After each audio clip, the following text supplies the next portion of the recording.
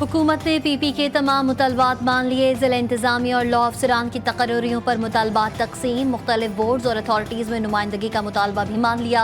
बल्दियाती इंतखाबात का जल्द इनेकाद और नून लीगी अरकान पार्लियामेंट के मसावी तरक्याती फंड्स का मुतालबा भी तस्लीम कर लिया है। वज़ीर आला सेक्रेटरीट में एक एडिशनल सेक्रेटरी पीपी के मसाइल हल करेगा।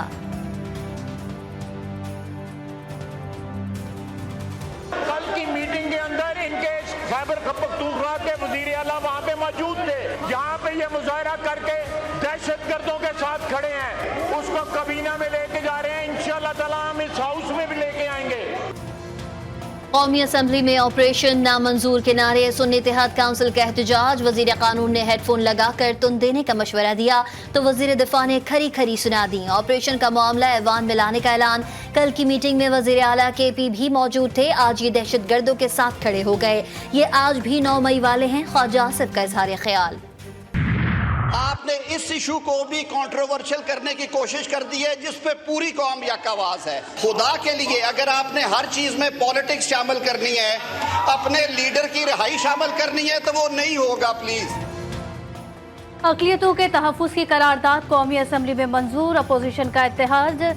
सूबाई हुकूमतें मुलव्विस अफराद की शनाख्त करें। आप अगर अपने कायद की रिहाई इसमें शामिल करना चाहते हैं तो ऐसा नहीं हो सकता। आजम नज़ीर तारड़ का इज़हार ख्याल। उमर अयूब ने वज़ीर दिफा को पाकिस्तान दुश्मन कह दिया। ख्वाजा आसिफ और शहरियार आफरीदी में भी नोक झोंक।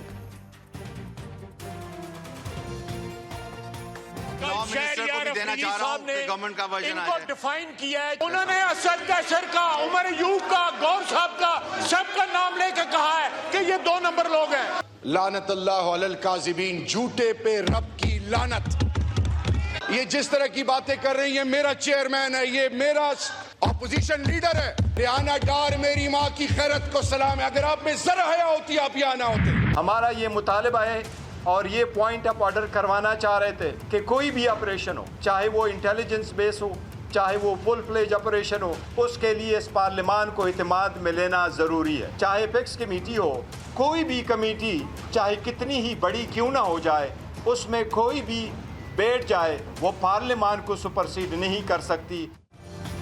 पार्लियामेंट की मंजूरी के बगैर किसी भी किस्म का ऑपरेशन नामंजूर। कोई एपेक्स कमेटी पार्लियामेंट से बालातर नहीं। बैरिस्टर गौहर की गुफ्तगू। आज तक कौन सा ऑपरेशन कामयाब हुआ? असद कैसर की भी तनकीद। देखो, ऑपरेशंस बहुत हो गए हैं। मैं सिर्फ रिपोर्ट करना चाहता हूँ कि आज तक कौन सा ऑपरेशन कामयाब हुआ है। किसी किस्म का कोई ऑपरेशन होता है, पार्लियामेंट को कॉन्फिडेंस मिले, पार्लियामेंट में ये चीज आती है। और जो चीज है जो वजीर आजम इमरान खान साहब ने बार कही है कि हम लोग किसी और के जंग में अपने आप को नहीं धकेल सकते। जो एक यहाँ पे सड़कों के ऊपर इंसाफ करने का एक ट्रेंड बन चुका है, इसको खत्म करना होगा। आज एक रेजोल्यूशन आया, क्या ही अच्छा होता कि इस मुल्क की माइनॉरिटीज की प्रोटेक्शन के लिए आप हमारे साथ खड़े होते। KPK के साउथ के डिस्ट्रिक्ट आज जाने के काबिल नहीं है, नो गो एरियाज हैं। सुबह किसी और की हुकूमत होती है, शाम को किसी और की हुकूमत होती है।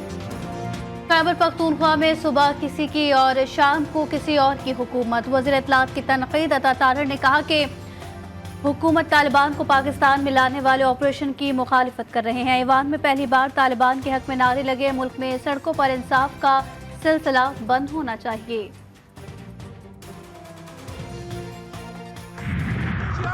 साहब, आप कहते हैं judicial commission, yes we are with you, make a judicial commission on 9th May। We want to know who were the people who committed that Fani.